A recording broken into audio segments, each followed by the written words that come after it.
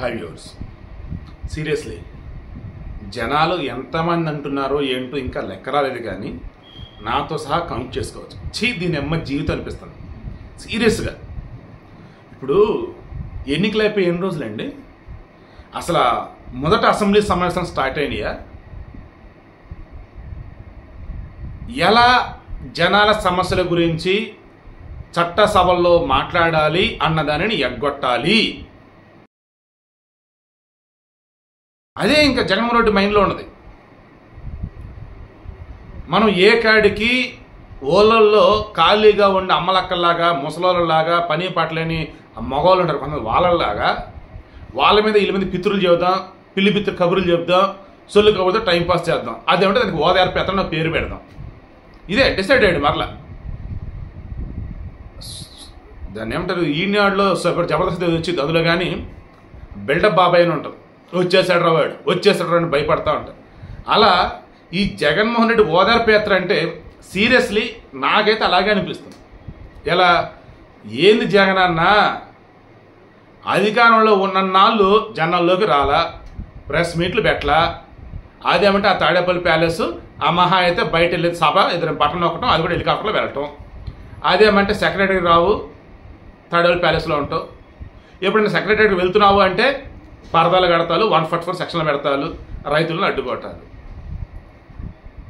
నువ్వు నిజంగా ప్రజా సమస్యల మీద దృష్టి పెట్టుంటే, ప్రజారంజక పరిపాలన నువ్వు కనుక చేసుంటే ఇప్పటికే 99% హామీలు అమలుపరచని చెప్పేసి భ్రమంలో నుంచి ఆనాడే బయటకు వచ్చి మద్యపాన నిషేధం చేశామా, మెగా జాబ్ క్యాలెండర్ ఇచ్చామా, మెగా డిఎస్సి ఇచ్చామా, రోడ్లు బాగు చేశామా, బడ్జెట్లు కట్టినామా, పొలం కంప్లీట్ చేశామా, రాజధాని కంప్లీట్ చేశామా, ఇవన్నీ నువ్వు కనుక చూసుకుంటే దెన్ దానికి తగ్గట్టుగా నువ్వు పని చేసుకుంటా పోతే ఏవైతే నువ్వు ఇవ్వాల్సినవి కానీ నిజంగా ఇచ్చినట్టయితే మనం బ్రహ్మాండం గెలిపించేవాళ్ళు.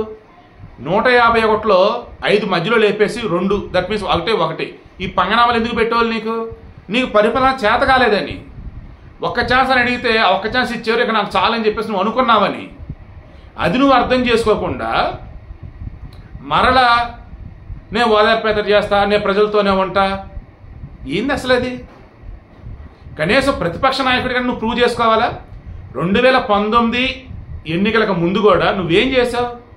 2 సంవత్సరాల ముందో 3 సంవత్సరాల ముందో అరే మన అల్లగా ఆదరాబాబు ఈ అసెంబ్లీలో ప్రజల సమస్యల గురించి మాట్లాడతారు, చట్టాలు గురించి వాటి మీద డిస్కస్ చేయటాలు, అబ్బి ఎన్ని మన అల్ల ఏది కాదురా అనేసి ఏదో వంక పెట్టి ఆడి నుంచి బయటకు వచ్చావా? ఓదార్పు యాత్ర మొదలెట్టావా? అదేమంటే శుక్రవారం కోర్టులకు వెళ్తూ ఉన్నావా? తెర అధికారానికి వచ్చాక నేను ముఖ్యమంత్రిని, నేను రావడం కుదరదు అని చెప్పేసి ఎగ్జామ్షన్ తీసుకున్నావా? పోనీ పరిపాలన బెస్ట్గా చేసామంటే అది లేదా? ఇవన్నీ అయిన తర్వాత ఎన్నికల్లో ఘోరంగా మీరు ఓడిపోతే ప్రజలు తీర్పు ఇస్తే ఈవీఎంలు ట్యాంపరింగ్ చేశారు. మరి 2019లో ఈవీఎంలు ట్యాంపరింగ్ చేస్తే మీకు అవి వచ్చాయా? ఆన్సర్ ఉండదు. జగన్మోహన్ రెడ్డి 2019 ఎన్నికల్లో రిజల్ట్ కౌంట్ వచ్చిన తర్వాత ఆయన ఏం మాట్లాడాడండి? చంద్రబాబు నాయుడు అనే వ్యక్తి లేనిబట్టి పిచ్చి భ్రమణాన్ని కల్పిస్తూ ఉంటాడు. ఎన్నికల్లో ఓటు వేశారు, ఈవీఎం నొక్కగానే పక్కన వీవీప్యాట్లో కనిపించదు నువ్వు ఏ సింబల్కి ఓటేసావని. దాన్ని ఇంక ఇక్కడ అనుమానం ఏముంది? ఒకవేళ ఉరికైనా అనుమానం వస్తే బయట కంప్లైంట్ ఇచ్చేవాళ్ళు, వాళ్ళు ఎవరు ఇవ్వలేదుగా. చంద్రబాబు నాయుడు పైత్యంతో అలా చేస్తున్నాడు అని చెప్పేసి అన్నాడు. మరి ఈరోజు జగన్మోహన్ రెడ్డి వైసీపీ చేస్తున్నా అదేనా? అదే పైత్యమా? అదే అరాచకమా? ఏమనాలి?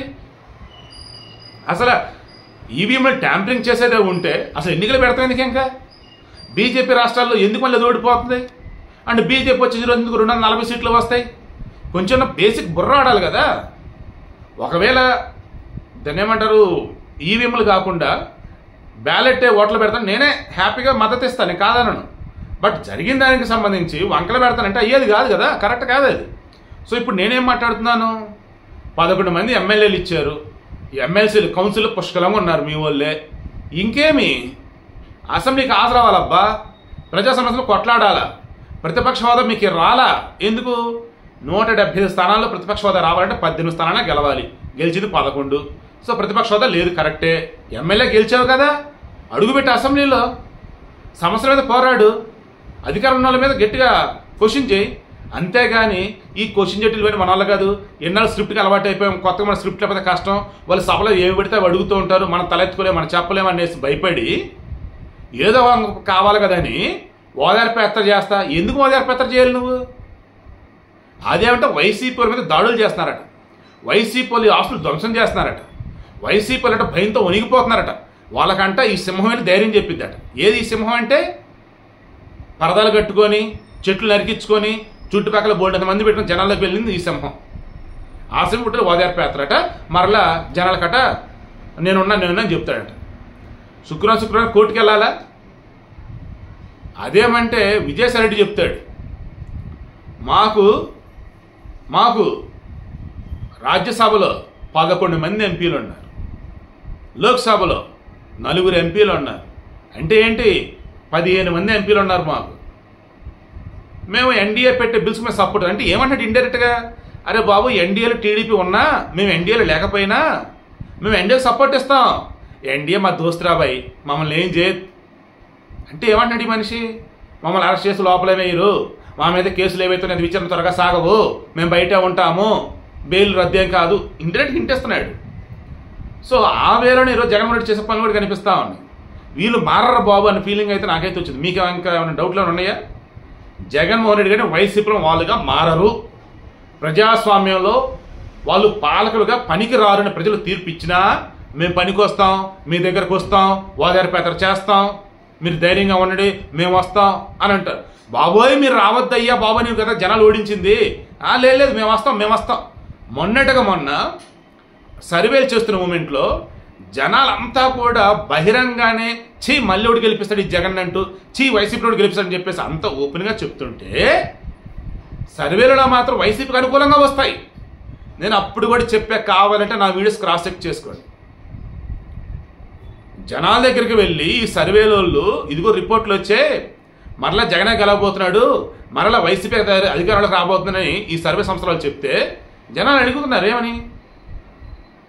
జగన్ మరలా గెలిపిస్తామని ఎవరు చెప్పారు? వైసీపీ మరలా అధికారంలోకి వచ్చిందని ఎవరు చెప్పారు మీకు అని అంటే మీరే చెప్పారు. మేము ఎక్కడ చెప్పామంటే మీకు తెలియదు, మీరే చెప్పారు. ఇదే వేరే నేను చెప్పాను. ఎగ్జాక్ట్ ఇప్పుడు జగన్మోహన్ రెడ్డి గారి వైసీపీల పని కూడా అలాగే ఉంది. అసలు మీరు మాకే ఓట్లు వేశారు, కానీ మీ ఓట్లు ఎటు వెళ్ళినాయో తెలియటం లేదు. బట్ నేను మాత్రం మీ దగ్గరికి వస్తాను, ఓదార్పు యాత్ర చేస్తాను అని బలవంతంగా మరలా మొదలెట్టబోతా ఉన్నాడు. బట్ ఈసారి అధికారంలో ఉన్నటువంటి వాళ్ళు ఎక్కడ కూడా లా అండ్ ఆర్డర్ మిస్యూజ్ చేయకుండా, వైసీపీ ఆటలు సాగనీయకుండా ప్రాపర్ వేలో గనక ఉండగలిగితే వైసీపీ వాళ్ళు కరెక్ట్గా ఉంటారు. ఏ రకంగా? లా అండ్ ఆర్డర్ ఫాలో అవుతూ చట్టాన్ని అనుసరిస్తూ. కాదు కూడదని ఏమాత్రం లీనియన్స్ ఇచ్చినా, చనువిచ్చినా, నా సావరంగా ఎవరిని పెడితే వాళ్ళు చంపేయటమో, లేదంటే గుండె పడితే తెచ్చుకోవటమో, లేదంటే నార్మల్ చనిపోయిన వాళ్ళు కూడా జగన్మోహన్ రెడ్డి అధికారంలోకి రాకపోవడం వల్ల చనిపోయారని చెప్పేసి వీళ్ళు ఓదార్పు యాత్ర చేస్తారు. రోజుకి ఎక్కడో చోట ఎవరో చనిపోతూనే ఉంటారు. దానిని వీళ్ళ ఖాతాలు వేసుకుంటారు. అరే ఈరోజు శ్రీకాకుళమా, అరే రేపు కొంచెం దూరంగా చూడండి రా, అరే చిత్తూరా, ఓకే చిత్తూరు. సీరియస్లీ నేను కామెడీ గంటల గతంలో వాళ్ళు చేసిన ఓదార్పు యాత్రలు చూసినా, వాళ్ళు పరిపాలించేటప్పుడు వాళ్ళ విధానం ఎలా ఉందని చూసినా, వాళ్ళు ప్రజాస్వామ్యంలో పరిపాలనగా పనికిరారు. అసలు వాళ్ళకి అడ్మినిస్ట్రేషన్ తెలియదు. వాళ్ళకి కేవలం సొల్లు కబుర్లు చెప్పాలా, గడ్డలు నిమరాలా, అదేమంటే అమాయకులు చేసి ఏదేదో చెప్పి వదలగొట్టాలా, ఇదే వాళ్ళకి తెలుసు. ఆ 11 కూడా అసలు ఎందుకు వచ్చా నాకు ఇప్పటికీ అర్థం కావట్లేదు. ఆ 39% ఓటు అసలు ఎవరు వేసారో నాకు ఇప్పటికీ అర్థం కావట్లేదు. వాళ్ళని ఇంకా సైకలాజికల్గా వీక్ చేయడానికి జగన్మోహన్ రెడ్డితో వస్తున్నాడు. దయచేసి జాగ్రత్తగా అయితే ఉండండి.